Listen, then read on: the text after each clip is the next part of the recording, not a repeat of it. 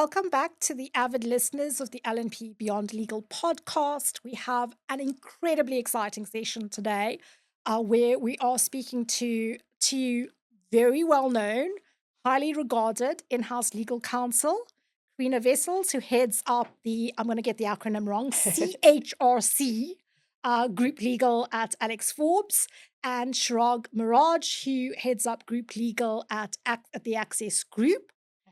And what we're going to be discussing today is their journey and what they've learned and tips that we can give to young lawyers straight out of university, straight out of articles, lawyers who are in a specialist skill set, who want to migrate and move into the in-house role. And essentially talking about all the tips and hints and the funny anecdotes I'm sure they've got along the way. And yeah, so Carina, Chiraag, can I ask you to perhaps just start off with how did you make the transition? Carina, I know you've got an interesting backstory. Chiraag, same with you in terms of how you made the transition into in-house.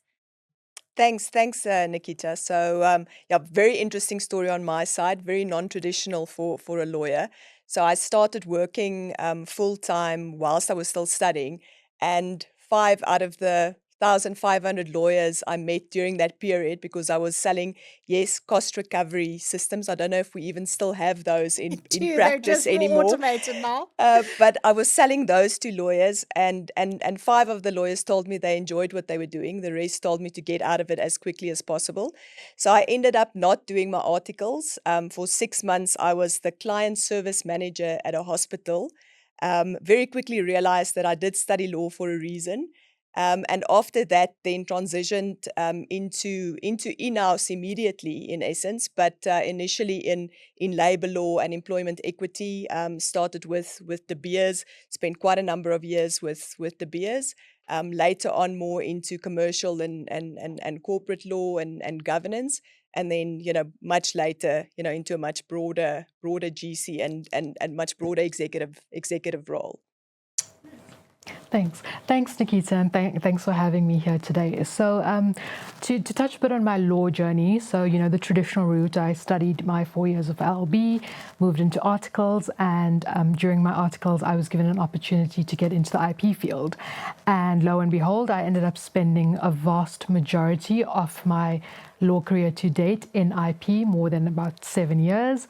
And IP is a very niched field, and I'd always wanted to explore more. I always wanted to get out of my comfort zone, and an opportunity arose for me to go in-house. So I'm currently the group legal counsel at Access House Group, who's the manufacturer and supplier of reagent chemicals to the mining industry.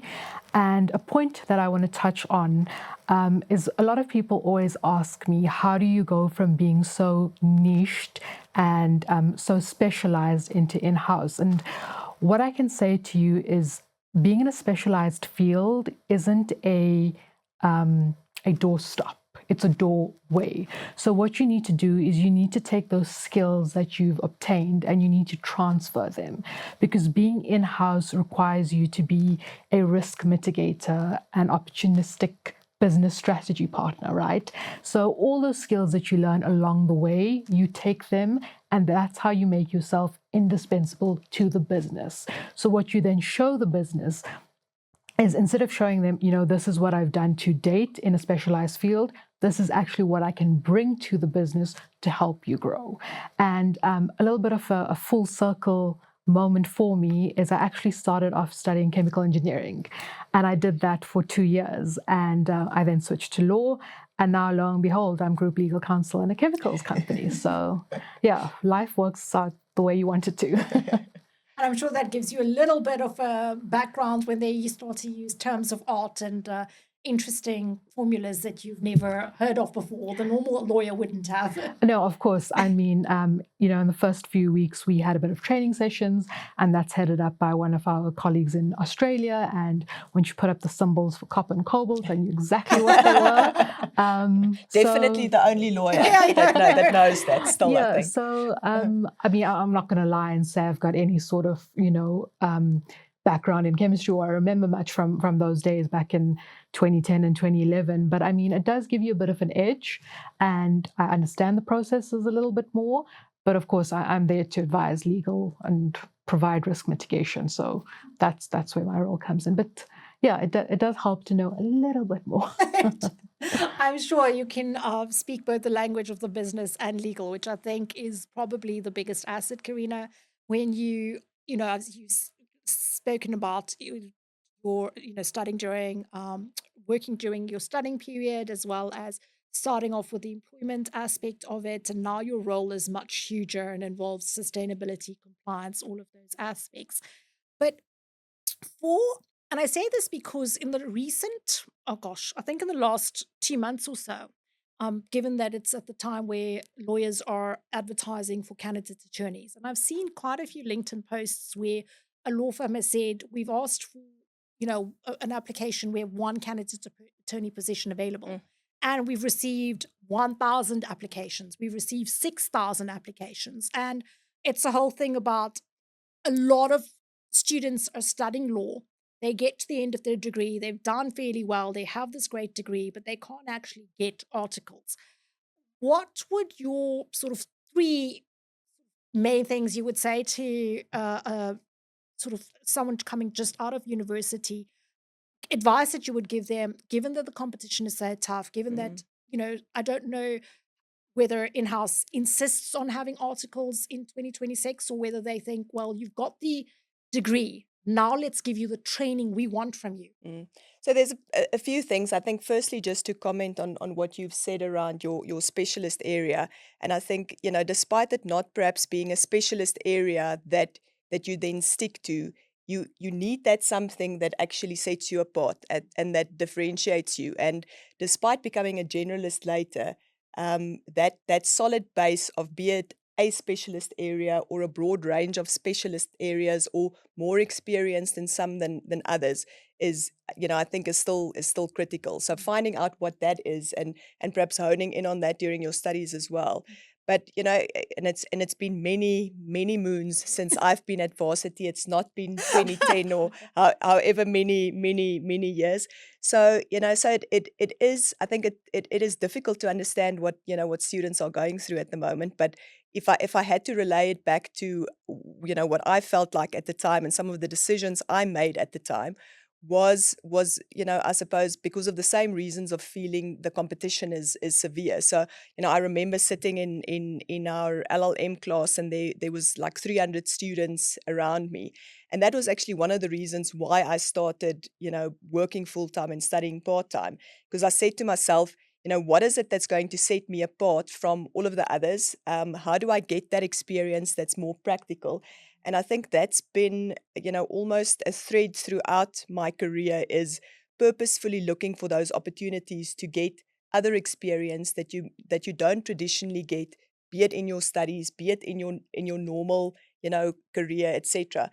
So it's not a silver bullet answer in terms of, the three things that they should go and do, but I would say, yeah, what are those things that can set you apart? Is it getting involved in some or other charity where you get experience, to work with business, to work with finance, to work with things that you're not learning necessarily, in your academic, education, and how do you really just distinguish yourself, beyond others? And it's the same kind of advice that I give to guys when they do get the opportunity to to get into a corporate, is move around as much as possible. Get to understand the business, get to learn the business, because that commercial mindedness, that understanding of business is really what does set you apart, as you also said, as a GC, and what you also said, Nikita. I mean, that is the one thing, is being able to operate in that commercial gray, and not being stuck in the, I want to say, the black and the white of the law and what your traditional training is. To come back to your question on whether companies require individuals to have articles, I think it varies. There's definitely companies where they want someone with a legal degree, but articles per se is not critical. So there definitely are those opportunities. and especially if it's a bigger team where there's a broad range of different skills coming together, it may not necessarily be critical. I've often asked myself whether I made a mistake, not doing my articles. So one of the things that I did do is I got admitted as an advocate later on, I suppose, to be able to tick a box more so than it proves anything. Whether that's made any difference in the roles that I've been given in my career, I suppose is questionable. But on paper, at least, I met the minimum criteria. So I think it's also being practical around, what do you see in adverts? What are the questions? And making sure that you equip yourself, perhaps not in a traditional sense in all instances, but equip yourself to be ready, to be, the right person that can move into that opportunity. I think what you guys have said, because we've had a few of these podcasts, we've also had a few webinars where in-house counsel have been talking about their experiences. And I think that business acumen is incredibly important. One of the things I want to pick up on what Chiraag said as well, and maybe I'm misinterpreting what you said, but I think also there's also an amount of EQ that comes to dealing with the business. And I say this with the greatest of respect. I'm just not sure that every lawyer, well, certainly not this one, is born with EQ. And the more you practice, I feel the less EQ you have. So, is that something that you guys think of as a differentiating factor? The fact that you might be coming out of university. I love the idea of working with charities or volunteering because it gives you that exposure, that network. Do you think lawyers could benefit maybe from a few classes on things like, negotiation or, as a colleague of mine would say, reading the temperature in the room? Because I feel when you're in-house, your business units are your clients. And it's so important to understand what they're saying. Whereas I think as lawyers, we're trained to, like you say, black and white. We're trained to go, this is the answer. But unfortunately, that's not always going to be taken well. You have to also package the answer in a way that certainly law school training doesn't give you. Do you think that might be a distinguishing factor, or am I just smoking my socks because I can never read a room? I 100% agree with you. And to touch on what you said earlier, so I'm also a very black and white thinker, or I used to be it's black or white, no gray area. But in the role that I'm currently in, the one thing that my managing director said to me when I started, and he keeps reiterating this in our one-on-one sessions, is you need to be a chameleon in any room that you're in. And I think that is a skill that can be taught to students both fresh out of university and during articles. And the reason I say this is because you need to be able to adapt, right? And it's so important to get out of that this is the way things should be, and as opposed to this is the way things need to be for this particular business or this particular matter, of course, if you're doing your articles. So I think, yes, teaching students straight out of varsity or attorneys doing their articles, or anyone in between, how to, hone their soft skills is a bit more important in this day and age. It really helps hone your business acumen. It really helps you upskill in a way that you didn't think you needed. That's both from personal experience and what I've seen happen in practice. And another thing that I think is very important is I encourage students who finish their LLB to do their articles. And the reason that I say this is that it's going to teach you resilience, because failure is inevitably part of the process, right? Whether it's in life or in business. But the fact that you can stand up again and prove something to yourself, your colleagues, your family, whoever it is so important. And that resilience teaches you something that you will carry through for the rest of your life. And I promise you, I'm telling you this from personal experience. If there's one word to describe myself, it's resilient, and I learned that during articles. Yeah, we have the corporate scars on our backs. Yeah, 100%. I must say, I think, and I don't know if this is an appropriate story to tell. This is where I need to read the room. I did my articles, and there was we had 3 rotations during articles. And there was a particular rotation where the partner I worked for only spoke Afrikaans to me. In his instructions, I could understand one word, the Afrikaans word for check, and I just didn't understand, this. And that's probably, to be fair, like the worst part of articles, of my article journeys. I think it got worse as you sort of went along, or not, the experiences got more dynamic. But I was horror struck that here I am. I grew up in KZN. We learned Afrikaans as a, what do you call it? Sort of just this language that you had to do. So basically, those of you who are old enough will remember, memorize the grammatica in order to pass grade 12. And there I am, and when it was a very waspy little law firm, being given instructions in Afrikaans. I almost had a heart attack. No, I must be honest, Nikita. I think if I had to be given instructions in Afrikaans, I would struggle as well, because I've never worked in Afrikaans. So I remember the first time someone said to me, or they spoke about the nutile, which I hope I'm actually still correct, that it's actually the Afrikaans for minutes. But I'd Right. never heard the word. Most of my studies had been in English. So yeah, so hats off to you. But it's At least you didn't ask, would you like some toast with that? And I mean, obviously not in the age of AI, so not chucking anything into ChatGPT, not hoping for answers. And I think, if someone speaks to you, and like, there's always, especially growing in KZN, there's always a certain amount of kitchen Zulu I could understand, or kitchen Afrikaans, or kitchen, even Hindi, But when someone's speaking to you as their first language, talking to you about law, you're, okay, dear caught in headlights, what do I do now? I mean, I studied at Tux, right? And I actually went to an Afrikaans high school, so kind of grew up with it.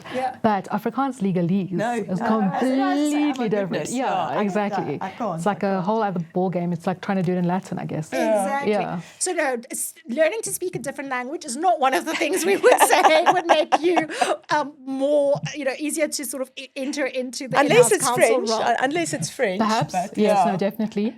French, both of you saying French. And Chinese. Yeah, I think, yeah, absolutely. So I think, would you, I apologize if might be an unfair question, but would you say there is something that you would say to either very junior lawyers, past articles, or, students who graduated? Would you say to them there's something that they shouldn't fixate on, or shouldn't place too much emphasis on in this trying to transition into an in-house role?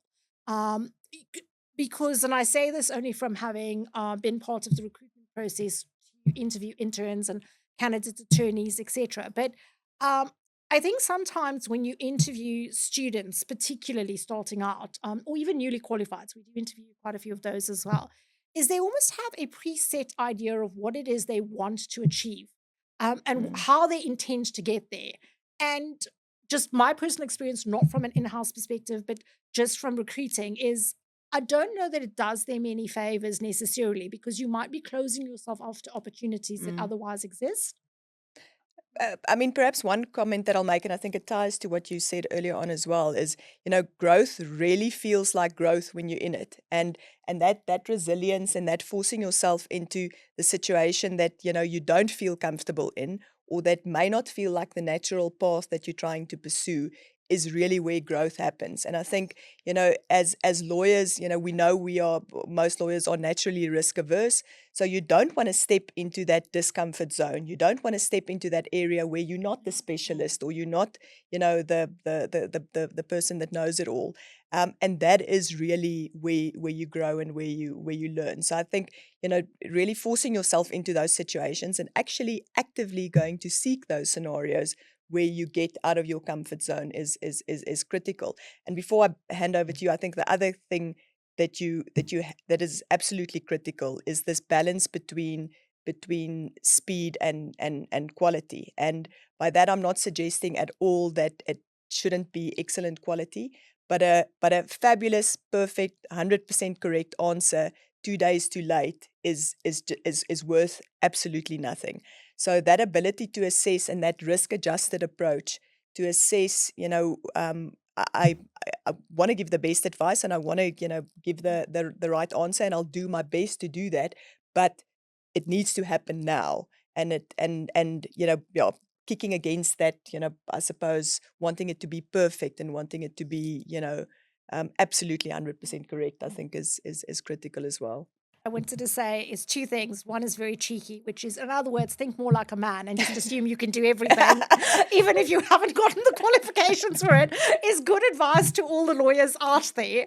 But I wanted to also just say, Chiraag, and I'll hand over to you now, is that it goes against the very grain of what we're trained to. I think our personalities, if you fall into law, but also how we're trained, right, is we are trained to try and get to the right answer. We are trained to say, gosh, it might not be possible, rather than it's possible. Sorry, so that was my 2 cents worth thing. No, and I mean, to touch on what both of you just said is, yeah, I think most attorneys, most advocates, most lawyers, we're very A-type. We need a structure, we need a plan, we need an outcome. My advice to those people who have those plans while you're doing articles or you're still a student is scrap that, because it is not going to work out the way you want it to. Just let it flow organically, let life happen. And again, that's where you grow, and nothing is going to be linear. Trust me, I've tried for 10 years and it doesn't work out that way. Exactly. And you've got to learn to work with the troughs and peaks. You've got to pivot wherever you need to. And I'm a big fan of Friends, so I had to use the word pivot if anybody gets that reference. And you've got to go with the punches. I mean, that's the only way for you to become the attorney that you need to be, whether it's in practice, whether it's in-house. Right. And it helps you, it gives you that edge, that strategic edge that businesses look for. It gives you that ability to think outside the box, become the chameleon. It gives you the ability to go straight to a CEO or an MD or a head of a business unit and say, this is how it should be, because you've learned along the way that this is how it won't be. You've got your rules, you've got your regulations, and I think that's probably what drew me to law, is the structured approach of it. But as life carries on, as articles happen, you learn that that's just there to give you a foundation. But the actual building blocks are what you learn along the way that's practical and not necessarily what you're always taught. So I'm not saying that, getting the degree is beside the point, or doing articles is not going to give you those skills. It's about using those skills in a way that isn't just black and white. It isn't just structured. It's about adapting. It's about becoming something more than just an attorney. I don't know if I'm rambling or if that's making sense. No, completely, because I think, and again, from all the conversations we've had and all the webinars we've hosted, the feedback we always get from in-house counsel is about adaptability, about EQ, about resilience. And it's about the fact that, particularly post-COVID, how you manage your teams and how, in-house counsel is expected to engage. We were talking about it earlier. This having to be constantly available. I feel like even more so than pre-COVID. If someone can't get hold of you on email, then they get hold of you on Teams. If they can't get hold of you on Teams, it's Slack. If it's not that, it's WhatsApp. If you don't respond to the WhatsApp, it's a phone call. And then my favorite, because I do this all the time, it's a voice note, because you can listen to this whenever you choose, and I can see when you've listened to it. So, I feel that sort of aspects, perhaps. And the other thing, and where I was rambling, where I was going with this is, one of the things I think lawyers who are transitioning into in-house counsel or have been in in-house counsel roles for a few years presume is that you can manage your time better. And the feedback we often get is this is not actually what happens. It's maybe a different concept of managing your time, but the inability to say no, which we were talking about, and the sort of constraints on your time, the demands on your time outside of what you hope would be a 9 to 5 sort of working day. Anything on that aspect? Because I think you're both in positions where you're constantly available and constantly having to respond and be online and still have to manage all the other aspects that you would like. So that's just something of interest for me. No, I'm the worst person at giving advice on this, and I often say to youngsters when I speak to them, I'll tell you what I did, and Yeah. I'll tell you what I believe helped me be successful, but that is not necessarily the recipe that you should, that you should live by. So, I mean, I'm bad at, constantly being on WhatsApp, feeling the need to respond immediately, understanding the importance to the business and wanting to act. And it's actually one of the things that I've consciously, perhaps it's old age now kicking in, consciously want to try and do differently. It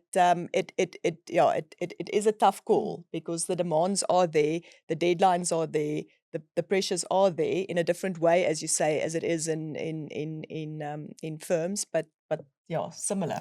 100%. I mean, I started off this year by telling myself that I'm going to create some sort of work-life balance, and I had a check-in with our group sales manager in the beginning of the year, and he said to me, you can say no, draw your boundaries. And I mean, last night he gave me a call after hours, and I jumped on my laptop and did exactly what he wanted me to do. And I mean, it didn't take more than 10 minutes.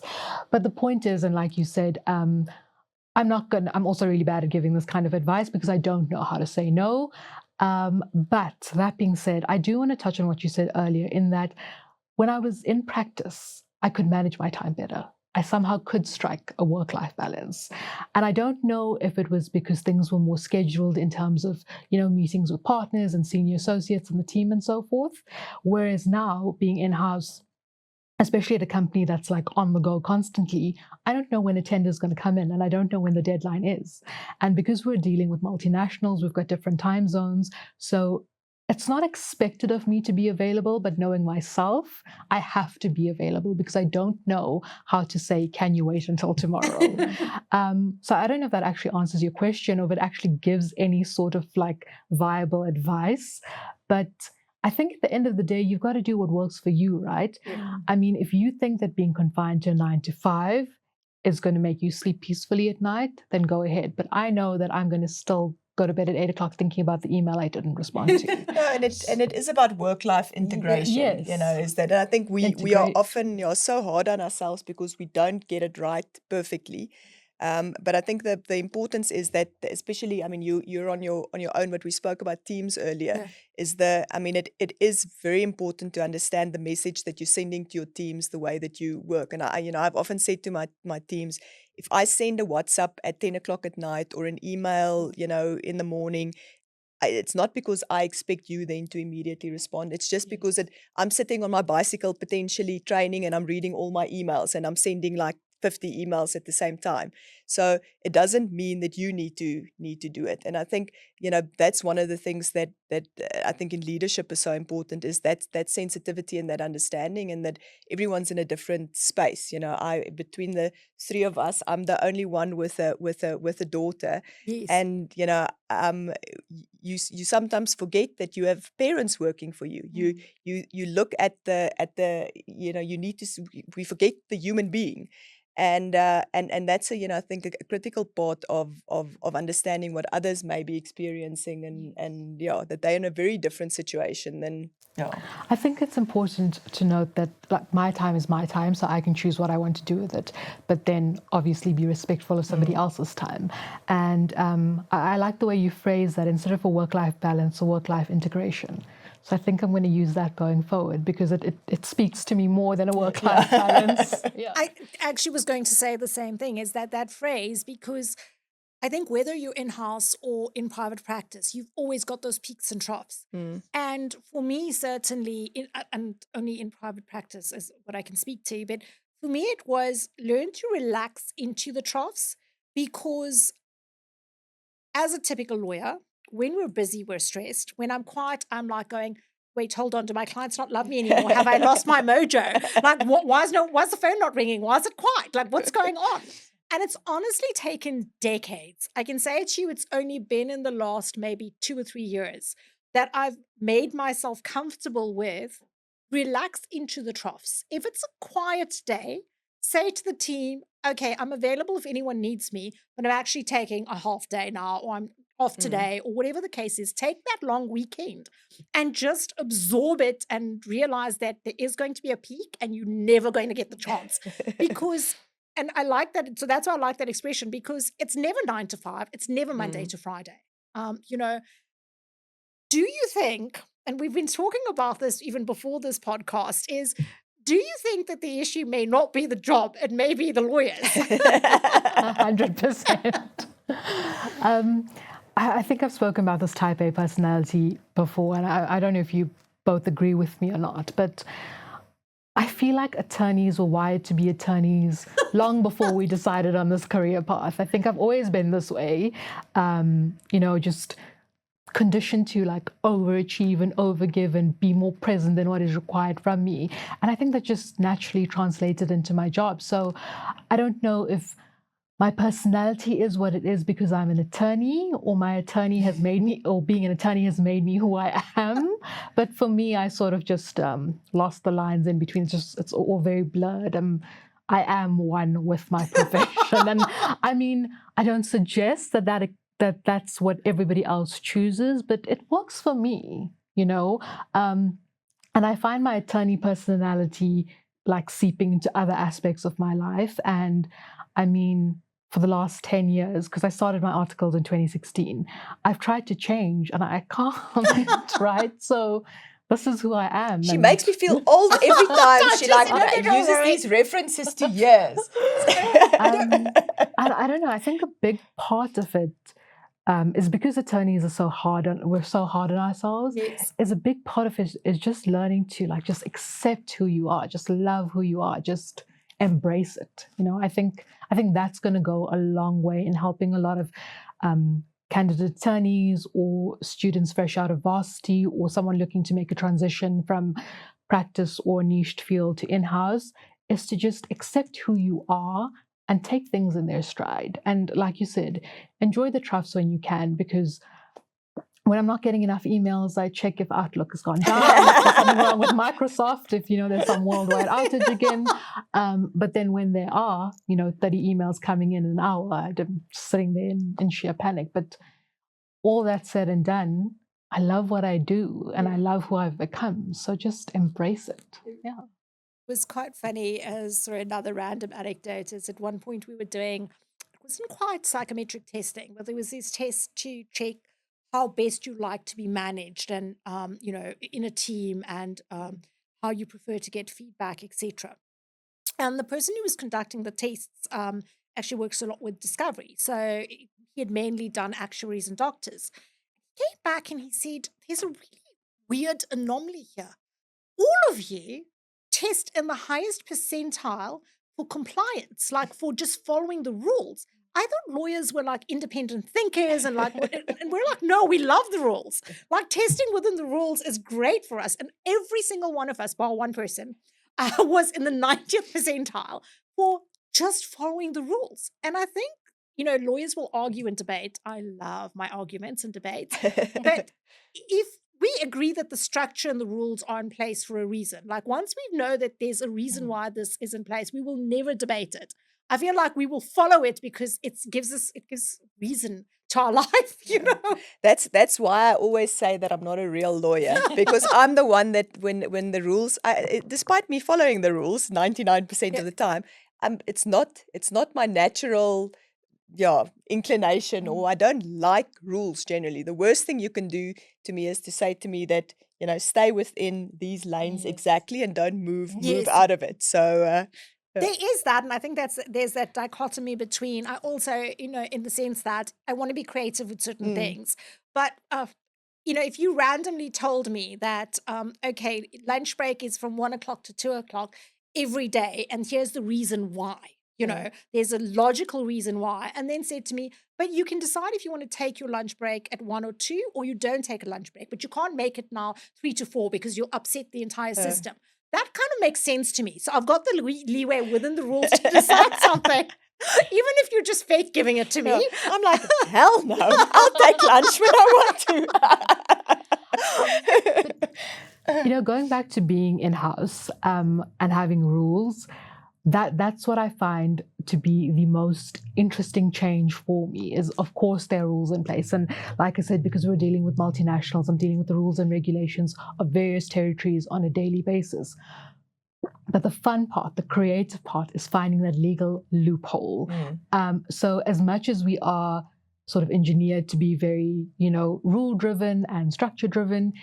We do get to play around. And I think if you're someone who likes to sort of strike a balance between two, then going in-house is definitely going to work for you. Yeah, and I think it ties to I wanted to say it earlier on, I can't remember what comment you made, but that solution-focused mindset, is what I say to a lot of the new guys that come into our teams, and it's not just, it doesn't just apply to lawyers, it typically applies to compliance individuals as well, and even, risk individuals. Start with the idea or the aspiration or the concept that this is actually doable, and work back to how do I do this within the framework, within the law, within the requirements, instead of starting off by saying, this is not possible, so let me prove to you, why it's not possible. And that's quite a fundamental shift in mindset, and one that a lot of lawyers are not comfortable with. And I think it's again one of those things where you almost need to force yourself into those situations where you hone in on that skill set. Because business will always want you to solve the problem. They don't want you to tell them why they can't do it. So that shift, I think is critical. And that brings me back to something that I've heard and seen a lot since I've been in-house, is that business units, or the business as a whole, sees legal as, the department of no. And it frustrates me because that is not who we are. We are trying to help you get to where we all want to be, whilst mitigating the risk, whilst understanding what we could possibly lose, and whilst definitely focusing on what we're going to gain. So just stop thinking of legal as the department of no, and start thinking of us as the department of how are we going to help you get from A to Z seamlessly. That's something that I really want to drive, obviously within the company, and further on as I progress in my career.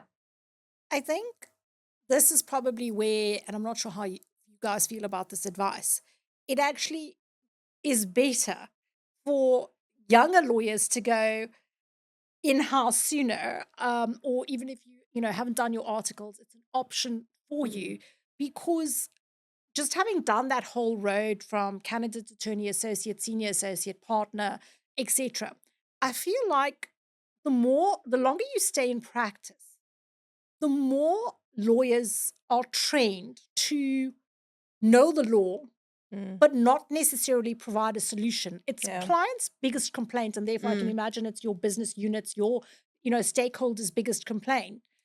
There's 1,000 lawyers.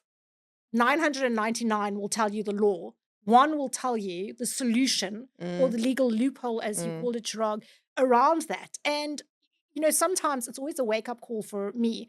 I think I'm being so solution-oriented and so business-oriented. And then the client comes back with, no, but that's not what we want. And you've got to actually pause, because a lot of lawyers never ask the client when they get briefed with a matter, what is it that you want out of this? We read into it, oh, okay, this is like, the story, this is the scenario, this is what, and then 5 days later, after you've spent 5 days trying to do an opinion and, come up with a solution, they go, no, actually what I want is something completely different. And I don't think lawyers are trained to ask that question. I think from a, sort of through that progression between candidate, attorney, and partner, you say lawyers are type A personalities. I often say, and I include myself in this, we're type A narcissistic, OCD, insecure types as well. Wasn't sure if I could use those words on this podcast, but insecure overachievers. Exactly. 100%. But we become quite complacent about our expertise. We become quite complacent about, our subject matter. I am quite convinced I know a lot about construction law. But that actually doesn't help a client. A client wants to know, can they make a claim, not whether I know the contract. And I feel the longer we stay in practice, the less we're trained to actually ask that question. What do you want out of the situation? And that may be the starting point for some of the, sort of leanings towards being solution-driven, is not to, everyone has that base knowledge, but what are you going to do that's special? No, no, absolutely. And you obviously, I'm sure you do as well, get the question on, so what are, why do you choose a certain external counsel or, external firm?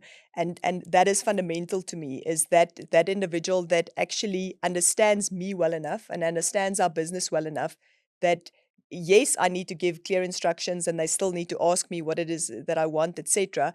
But you build that relationship where they really understand how you think. They understand how you feel about risk. They understand what is actually strategically important to the business and how that leans into, the solution that they need to give you.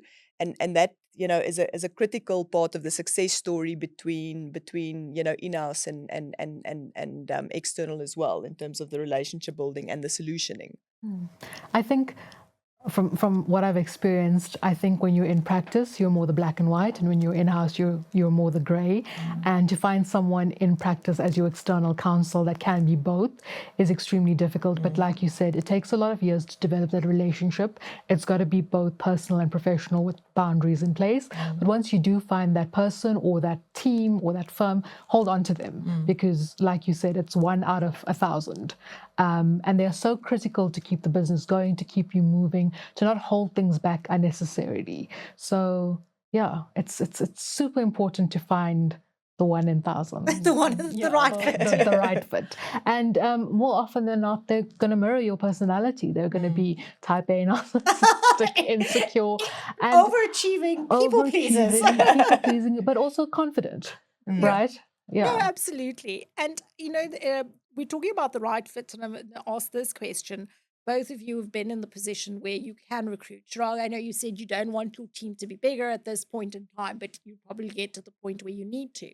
What would you be looking for in lawyers applying for in-house counsel roles? What do you think would be, and I find it quite funny because with ChatGPT or whatever LLM people are using, I feel like the answers are very like AI coded. You're giving me the answer I want to hear, but what would you be looking for, or what would your expectations be of people that you're recruiting for in-house roles? So we're, like I said earlier, when we were discussing this prior to the podcast, is we're a very crisp team and we prefer it that way. We're very one-on-one with each other. But should I be looking for someone, I would definitely look for someone who is curious, who wants to learn, who asks the right questions. So, I mean, grades are, of course, extremely important. I mean, it's sort of what gets you in the door in terms of looking at a CV on paper. But I also want your CV to tell me something that your grades aren't going to tell me. What's going to make you stand out on paper? What have you done, like you mentioned earlier, that is different? Have you worked for a charity? Have you done work on the side? I mean, even if it's like in retail, it gives you an edge in terms of customer service. What is it that isn't what I already am, right? Because I'm already bringing my skills and expertise to the business. So what are you going to bring in addition to what I have, not on top of what I have, if that makes sense? So I'm looking for well, if I were to be looking, I would be looking for someone to become an extension of who I am, to grow the business strategically, while of course being very resilient and, like I said earlier, very curious, very open, ask a lot of questions.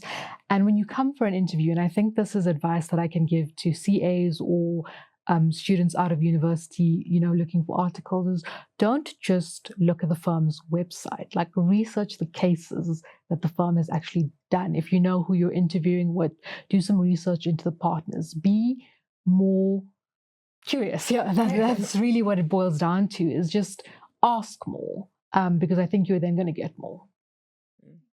Yeah, I think I fully agree with all of those. And attitude, and that attitude, be it to be curious, be it to be solutions driven, be it to, want to build client relationships and understand your internal clients as clients. That, that service orientation, I think is very important. And I mean, work ethic is difficult to measure, I suppose, in an interview, but that work ethic of, quality, of doing things right first time, of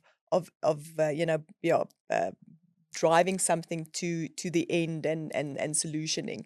And I think I in my professional and personal life have an issue with arrogant people. So I think a lot of lawyers can come across as quite arrogant, And I think that often speaks to and obviously one needs to read carefully between confidence and arrogance. There is that risk, obviously, to misinterpret, but that arrogance often leads to them not being curious, not being able to see their blind spots, not being willing to learn and willing to experience. So yeah, some of those. I think, for me, it's quite interesting what you say because our team gets quite heavily involved in recruitment, especially the curious aspect. So I think I've said this to you guys previously, is that we tended to, the firm only had one male, and now we've got like 30% males, which is a shock to the system. So when we recruit males, we talk about having the unicorn. And, the recruitment, though, regardless of gender, is the curiosity keeps coming up, the willingness to learn. And one of the things for me is always, I love people who've actually had jobs while they're at university, because it shows me that you can manage two things at once. And, in-house, from everything we know as external counsel and private practice, I've never had a day where I can only deal with one matter at a time. There's always competing deadlines, competing interests, etc. And I feel that, particularly if you've worked in retail, when I was at university, I worked at a retail store, but I was also a waitress. So the one thing was customer satisfaction, because that retail store was in Hyde Park more than 25 years ago. So yeah, I'm on your page about 2016, but we'll forgive you, Chiraag, for being young and amazing. But and so you were in Hyde Park back in the day when you had to be very careful about customer service. And I also was a waitress, which meant that I learned how to sell, because at the end of every night, I sold the most amount of drinks at my table, because, this was it. And there was a particular drink, a shooter, that was the most expensive shooter, like drink on the menu. And I would sell like 100 of those a night, because it was like the salesperson in me came out. And, but I think that's what you want. You want people where it's not like, and I'm not disparaging necessarily, but if you were an au pair, or you worked in retail, or you worked as a waitress, you think to yourself, this is a person who knows how to handle factitious situations or contentious situations and deal with it quite well. Yeah, and I think it's a humbling experience, Yes. again, that, bringing you back to, I'm not the most important person. The world doesn't revolve around me. And how do I use that in how I engage with people and how I deliver? And I fully agree with you. No, completely. And I suppose this is, again, I'm never quite sure if these are questions I should be asking, but I always feel it's more invigorating to ask it while we're here. Would there be anything or any reason that you would caution a lawyer from making the transition into in-house? So is there anything that you would say to a lawyer, look, if these are the things you want, or if this is, so for example, I like playing within the rules. So I'm never going to be a good in-house lawyer because I want to be in my box. I like my box, I find it comforting. And so maybe that, this is not necessarily for you, or personality-wise, you are actually going to find practice so much more amazing than you would find an in-house role. Perhaps you must answer, because you have the better, experience of both. Considering I was never in practice, probably But you've not seen best. a ton of external counsel, and you know that, what was it, 1,495 of us don't like our job. For the record, guys, I love practicing.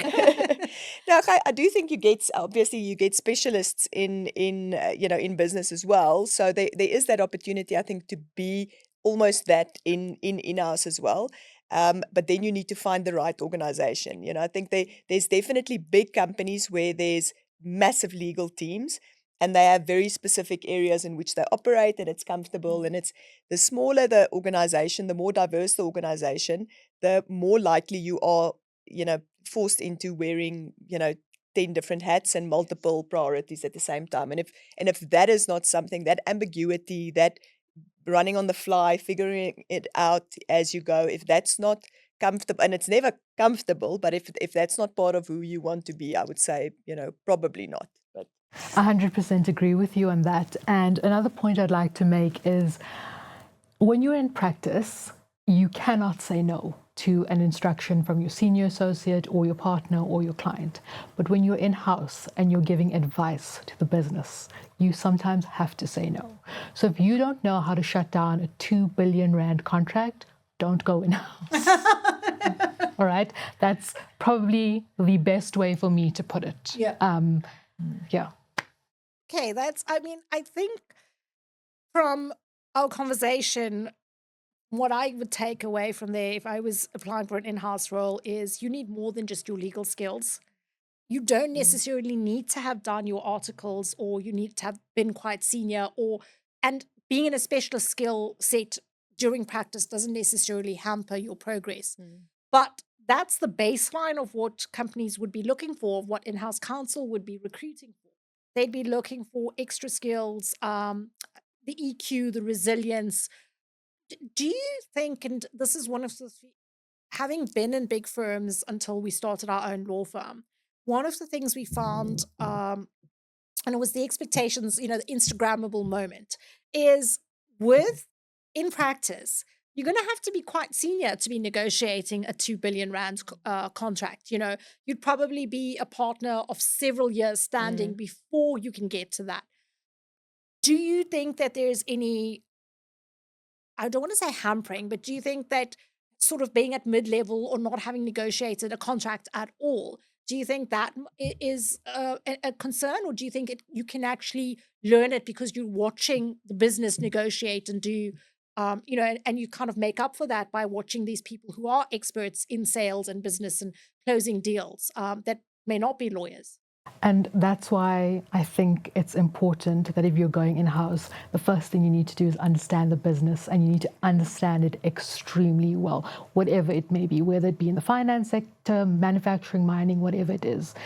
Learn the business extremely well, learn the key players in that business extremely well, and whatever you may lack, whether it be negotiating, whether it be amending clauses, will naturally somehow just come to you. Trust me. Okay. But I think part of that is also recognizing, what your strengths are, and obviously it depends from company to company how easy it is to get external advice in.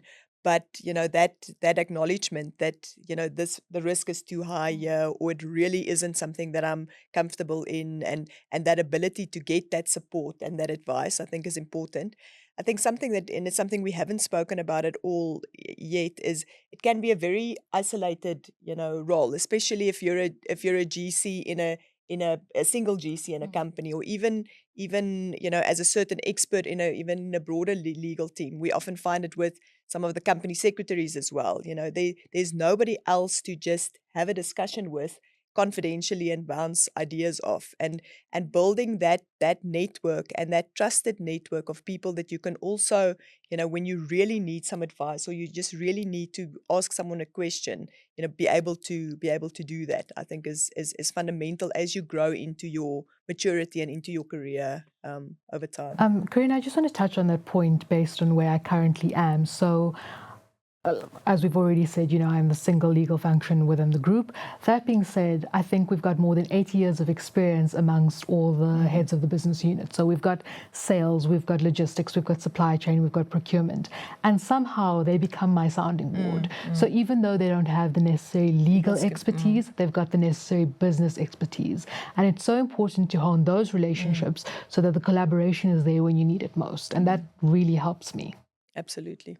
And you're right, we didn't touch on it. It was something I actually didn't consider. You're so used to, when you're in practice, being part of a team and having, obviously there's a hierarchy. Law firms that tell you they've got a flat structure are talking nonsense, because unfortunately law is one of those things where the more experience you have, the more you know, just because it's a lived experience. It's, not always in the textbooks. And, but you're so used to being part of a team. You're so used to collaborating and discussing something. I never considered that in-house, regardless of how big or small the team is, could be an isolating experience. And then, like you say, you need to lean on the business units, or you need to find your trusted circle of, external firms or advisors that you can pick up the phone and go, "You're not charging me for this, but what do you think?" But I think there's a nice sort of link between the business and legal on that, and business feels invested in you as in-house because you're invested in them and what they bring to the table. Of course. Right. So I think this was it's a great place for us to stop, because we've hopefully given a ton of advice to people looking to transition in-house. And thank you so much, Carina and Chiraag, for, being part of this and for having this discussion. I'm sure you're going to get lots of, what do they call it on social media? Direct messages after this podcast. But thank you for your time and thank you for your patience in this. And I have no doubt that the LNP Beyond Legal listeners are going to be very excited to hear about this, and it's going to be super useful for them. So thank you. Thank you. It was fabulous. Yeah, definitely. Appreciate the opportunity. And I think on some parting words, Yes. I just want to say that the biggest shift in my journey is realizing that while being competent gets you in the door, confidence and clarity is what gets people listening. So if there's nothing else that anyone took from this conversation, please take those last words with you, because I think it's really going to help you and it's going to make your career in-house or in practice incredibly amazing. Absolutely. Awesome. Thank you very much.